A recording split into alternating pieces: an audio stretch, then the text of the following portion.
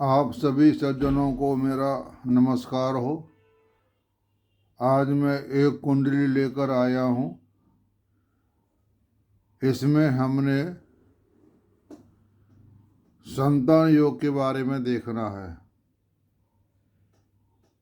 सिर्फ यहाँ पर एक समस्या ये है कि इस जो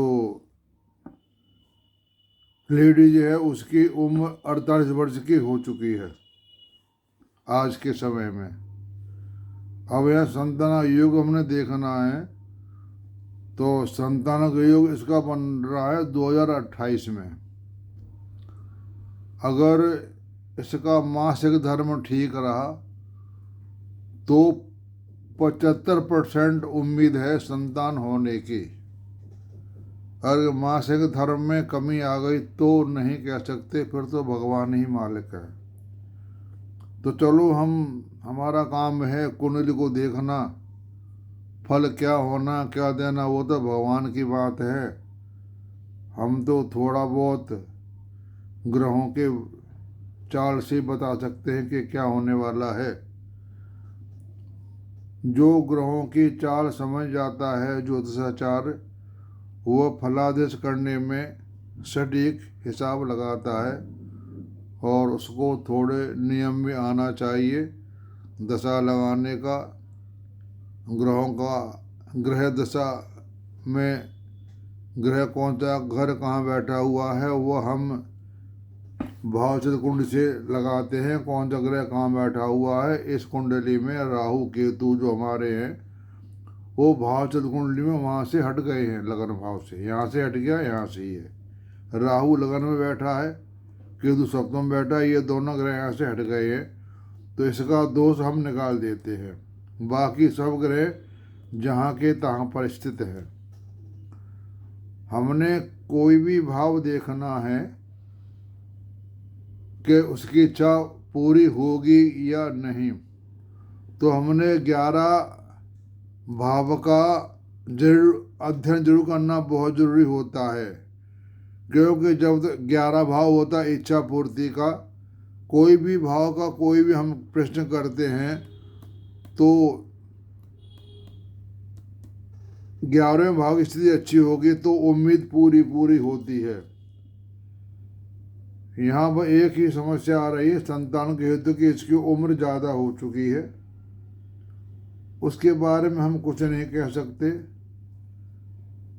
इसका अपना संतुलन ठीक रहा मासिक धर्म का तो उम्मीद हम कर सकते हैं। सबसे पहले हम फलादेश करने के लिए जन्म लगन और चंद्र लगन को देखते हैं। जन्म लगन और चंद्र लगन अगर मजबूत है तो कोई फल आने में थोड़ी कमी है तो वह उसकी पूरी कर सकता है, ऐसा बताते हैं। लगन मजबूत होना चाहिए। जिसकी लगन भाव चंद्र लगन और जन्म लगन मजबूत होगी तो वह ज़्यादा अपने में सामर्थ्य रखता है किसी तरह से उस काम को पूरा करने के लिए। उसके बाद हमने देखने हैं इसमें शुभ ग्रह कौन से हैं, पाप ग्रह कौन से हैं, वो तो आपको मैं बता चुका हूँ। त्रिकोण भाव के स्वामी शुभ और त्रिशराय के स्वामी भाव खराब होते हैं, ये मैं बता चुका हूँ। और अपने घर में कितने ग्रह हैं, अपने राशि में कितने ग्रह हैं और गतिकेसरी योग है या नहीं। तो इस कुंडली में एक कमी है मुझे दिखाई दे रही है। इस कुंडली में अपनी राशि में कोई ग्रह नहीं है, न चंद्रमा है, न शनि है, न मंगल है, न शुक्र है, न सूर्य है, न बुध है, न गुरु है। शुक्र ग्रह उच्च का है, लेकिन एक कमी यहाँ पर आ रही है। शुक्र ग्रह सप्तम भाव में बैठा है।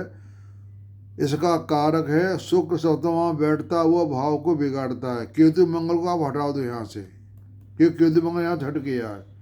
केतु पहुँच गया है 12वें घर में, वो अष्टम में, और राहु पहुँच गया 2 में। तो हम केतु और मंगल को बाहर निकाल दें, केतु राहु को, और यहाँ हम देखते हैं यहाँ मंगल शुक्र बैठे हुए हैं।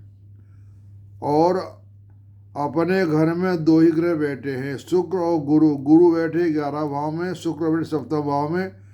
जो कारागृह अपने घर में बैठता है वो भाव का नाश करता है।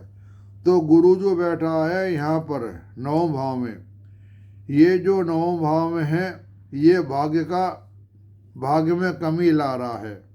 अगर लग्न में बैठता है तो सबसे अच्छा होता है, उसमें कोई दूसरा नहीं होता। गुरु त्रिकोण में कहीं भी बैठे उसकी तीनों भाव पर दृष्टि होती है, लेकिन इसकी दृष्टि नवम पर पंचम दोनों पर दृष्टि पड़ रही है। और एक अच्छी बात यह है कि इसमें पंचमेश और सप्तमेश का संबंध बन रहा है, क्योंकि शनि पंचमेश है और पंचमेश पर दृष्टि डाल रहा है और गुरु भी इस पर दृष्टि डाल रहे हैं। इस तरह से हम इसके देख सकते हैं कि संतान का योग इसमें है, लेकिन शर्त तो वही है कि इसकी उम्र ज़्यादा हो गई है, वही है देखना हमने सिर्फ। इसकी उम्र लिखा मैंने 48 वर्ष हो चुकी है। इस जातक का जन्म 5/5/1977 16 बजे सिरसा हरियाणा का है, ये लिख दिया मैंने यहाँ पर। अब देखते हैं कि अपनी राशि में कोई ग्रह नहीं है, अपने भाव में 2 ग्रह शुक्र गुरु हैं, सप्तम के और नवम भाव के। गज के जो योग है इसमें एक ही सकारात्मक है। और ये पहला पॉइंट जो मैंने रखा था, बताया था आपको, अगर ये स्थिति किसी कुंडली में अच्छी होती है तो उस जातक को अपने जीवन में बहुत कम परेशानी ना के बराबर आती है। तो यहाँ पर एक तो कमी ये है, सिर्फ इसमें गज कैसे योग लग रहा है गुरु चंद्रमा का, राजयोग कारक इसमें कोई ग्रह नहीं है। अब हम देखते हैं पंचम भाव की कुछ जानकारी करते हैं, सप्तम की और भाग्य की और इच्छा पूर्ति की। 1 2 3 4 भावों की हम यहाँ पर देखते हैं कि 4 भाव हमें क्या बता रहे हैं। पंचम भाव संतान का है, इस भाव पे 2 ग्रह की दृष्टि पड़ रही है। शनि महाराज के गुरु को तो हमने टिक मार दिया, भाव इसका है शनि, वो भी इसको देख रहे हैं तो यहाँ भी हम टिक मार दिया। कारक है यहाँ के बृहस्पति इसको देख रहे हैं, यहाँ हम टिक मार दिया। ये एकदम 100% संतान के लिए योग बता रहे हैं। अब चलते सप्तम भाव पर। सप्तम भाव में शुक्र मंगल दोनों ग्रह बैठे हुए हैं, इनके आपस में संबंध अच्छे हैं, ये कुंडली बता रही है। और भावेश इसका है गुरु उसको नहीं देख रहा तो हमने क्रॉस मार दिया। और कारक है इसका शुक्र अपने घर में बैठ गया, भाई यही थोड़ी कमी बता रहा है, लेकिन इन दोनों के संबंध आपस में अच्छे हैं, इनमें कोई बात नहीं है। तो यहाँ हमने सप्तम भाव के दिए 25% मार्क दे दिए, नहीं 35%,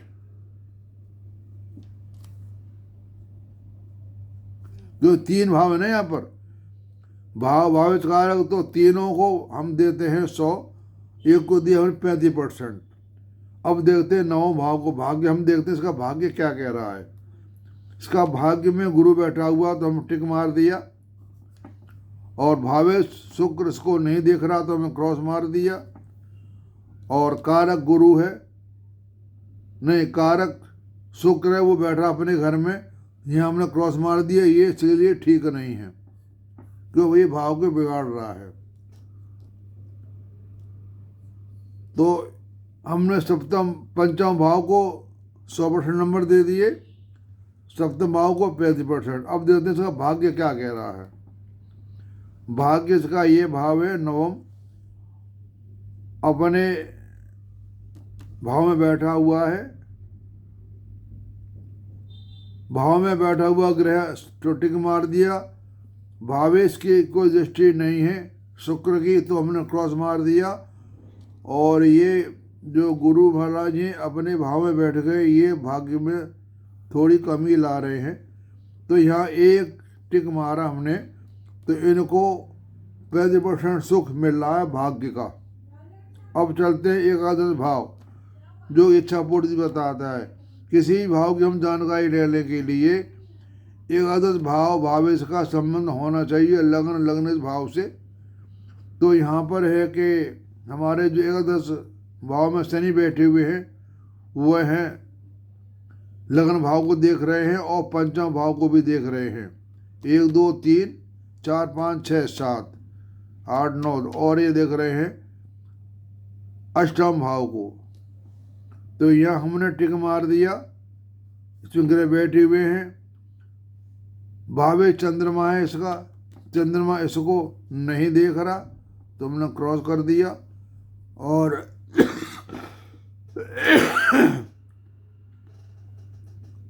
कारक जो इसका है 11 2 5 2 11 5 9 कारक गुरु है।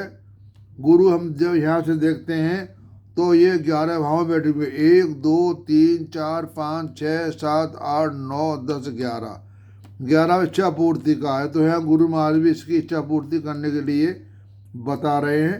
तो हमने कर दिया ओके। यहाँ पर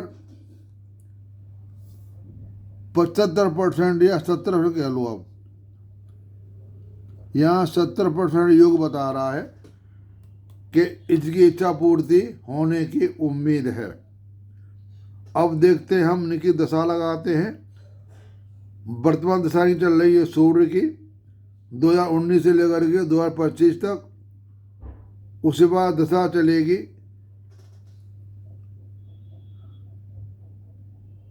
ये पूरी हो गई।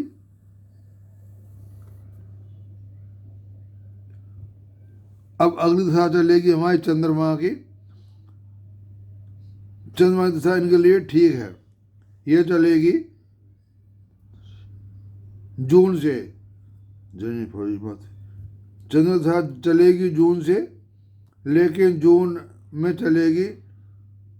चंद्रमा की दशा के बाद इनकी दशा चलती है मंगल की, फिर चलती है राहु की। तो राहु तो हट गया यहाँ से, मंगल दशा चलेगी क्यों राहु फल देगा हमारा दूसरे भाव का। राहु यहाँ से हट गया और सप्तम में केतु बैठ गया, अष्टम में आ गया। तो मंगल वैसे संतान के लिए विरोध करता है। तो मंगल के बाद दशा जब आएगी इनकी राहु की, मतलब कहने का यह है कि इनकी दशा अच्छी आएगी 2027 से लेकर के 2029 तक। इनका योग जो बच्चे का बन रहा है, चंद्रमा दशा चल रही है, अगले महीने मई से चालू हो जाएगी। इसमें चंद्रमा का जोर रहा तो चंद्रमा दशा इनके लिए अच्छी आएगी। चंद्रमा के अंतदशा राहु और गुरु की दशा में इनको संतान प्राप्त हो सकती है। मैंने यहाँ लिख दिया चंद्रमा गुरु और शनि की दशा में इनको संतान की प्राप्ति हो सकती है। सो लिखा 25/2/28 में दशा लगेगी हमारी जून 25 से और 28 तक। अभी मतलब कहने का ये है कि मोटे मोटे 3 साल है। तो मैंने यहाँ पर लिख दिया है कि मासिक धर्म ठीक रहा तो 2028 में संतान योग है। यहाँ पर शुक्र तथा गुरु दोनों अपने भाव को खराब कर रहे हैं। लगन भाव तथा चंद्र लगन दोनों बली होने से संतान हो सकती है, क्योंकि पंचमें शनि तथा लग्न तथा पंचम भाव पर दृष्टि है। यानी यहाँ स्थिति इनकी ठीक है, खराब नहीं है। लेकिन बस बात आती है वर्ष पर, तो अंदाज इनके 50 वर्ष जब होने को होंगे उस समय संतान योग दिखा रहा है 75%। आगे क्या होगा ये तो भगवान जाने। हमने जो ग्रहों की चालों से बताया वो आपके सामने है। जो को ज्योतिष से जानते हैं वो भी इस लग्न को देख करके अपना अनुमान लगाएं और मुझे बताएं कि इनका क्या योग कह रहा है। इनका जन्म 5/5/1977 16 बजे सिरसा हरियाणा का है। ये मैंने यहाँ लिख दिया है, आप भी देख करके कुछ सीख सकते हैं। अपने जो आप जानते हैं वो अपने तरीके लगा लो। मेरे तो यही तरीके हैं कि जिन भावों के बारे में पता करना है हमें वहाँ पर हम भाव कारक स्थिति देखें, वो क्या कह रहे हैं, उसी आधार पर हम फल बताते हैं। और हर दशा में हमने एकादश भाव को लेना जरूरी है, उसका संबंध लगन भाव से होता है, तो वह उसका ये संकेत मिलता है कि ये काम इसका हो जाएगा। कोई भी कार्य हो, लगन या लगन से या लगन भाव से संबंध हो तभी काम पूरा होगा, उसका संबंध नहीं है तो उम्मीद हम कम रखते हैं। इनका संबंध दृष्टि से हो, नक्षत्र से हो, या एक दूसरे की राशि में बैठे उससे हो, तो ये काम हो सकता है। और हम यहाँ देख रहे हैं चंद्र कुंडली में, यहाँ चंद्र कुंडली में एक युग अच्छा बता रहे हैं, वो तो यहाँ भी बता रहे हैं, लेकिन चंद्र कुंडली से पंचम भाव आ गया और सप्तम भाव आ गया, तो पंचम भाव के स्वामी सप्तम में बैठे हैं और सप्तम भाव के स्वामी पंचम में बैठे हैं। यहाँ दोनों संबंध बन रहे हैं, यानी गुरु शुक्र का योग बन रहा है चंद्र लगन से। जो हमारे जन्म लगन में कोई प्रभाव खराब होता है उसको हम चंद्र लगन से भी देख सकते हैं, चंद्र लगन क्या कह रही है। इसमें सब कुछ ठीक है, इसमें संबंध बन रहा है पंचमेश सप्तमेश का, और लग्नेश हमारा है मंगल, 1 2 3 4 5 6 7 8 लग्नेश मंगल है। मंगल पंचम में बैठा हुआ है, सुख सप्तमेश है बैठा हुआ है। केतु को हमने यहाँ से बाहर निकाल दिया, चंद्र कुंडली के हिसाब से केतु का रोल हमने यहाँ छोड़ दिया। तो ये मैंने आपको बताया, मैंने जो आपको बताया वह कैसा लगा आपको, उसके बारे में मुझे आप मेरे व्हाट्सएप नंबर पर लिखकर भेज सकते हैं या कमेंट कर सकते हैं। मैं कितना सही बताया, कितना गलत बताया, कोई बात गलत हो जाती है। कोई कितना ही बड़ा आचार्य हो वह 80% तक बता सकता है कि ये काम होगा, 20% भगवान के भरोसे हैं, वो क्या करता है वो तो वो ही जाने। हमारा काम बताने का बता दिया, आगे इच्छा पूर्ति करनी भगवान के हाथ में होती है। तो आपने सबने मेरी ये वीडियो देखी और सुनी। मैं कोई भी चीज़ बताता हूँ कैसे क्या करना है, तो मेरा ये नियम है, एक कुंडली लेता हूँ, कुंडली और उस कुंडली पर ही लगाता हूँ। उससे क्या होता है, देखने वाले को तरीके भी समझ में आ जाते हैं और समझने में उससे कोई ज़्यादा दिक्कत नहीं होती। आचार्य लोग तो अपने वैसे ही बताते हैं, वो कुंडली सामने नहीं रखते, लेकिन मेरा ये नियम है, जो भी मैं आपको बताऊंगा अपने सामने कुंडली लिख के रख लूँगा, उसमें 3 लगन बना लूँगा, तीनों की स्थिति देखूँगा, अशुभ ग्रह कौन से हैं, पाप ग्रह कौन से हैं, राजयोग कारक ग्रह कौन से हैं और इनकी क्या स्थिति, वो सब कुंडली से पता पड़ता है। हम ऐसे किसी एक ग्रह के बारे में या एक भाव के बारे में बगैर कुंडली के नहीं बता सकते, क्योंकि कुंडली में कम से कम 4-5 भाव 4-5 ग्रह को लेकर चलेंगे तभी हम निष्कर्ष निकाल पाएंगे। एक ग्रह से कोई निष्कर्ष नहीं निकलता है, इसलिए मैं कुंडली लेकर के ही आपको सब बताता हूँ। आप सबने बड़े ध्यान से सुना, आपका बहुत बहुत धन्यवाद और आप सबको मेरी नमस्कार।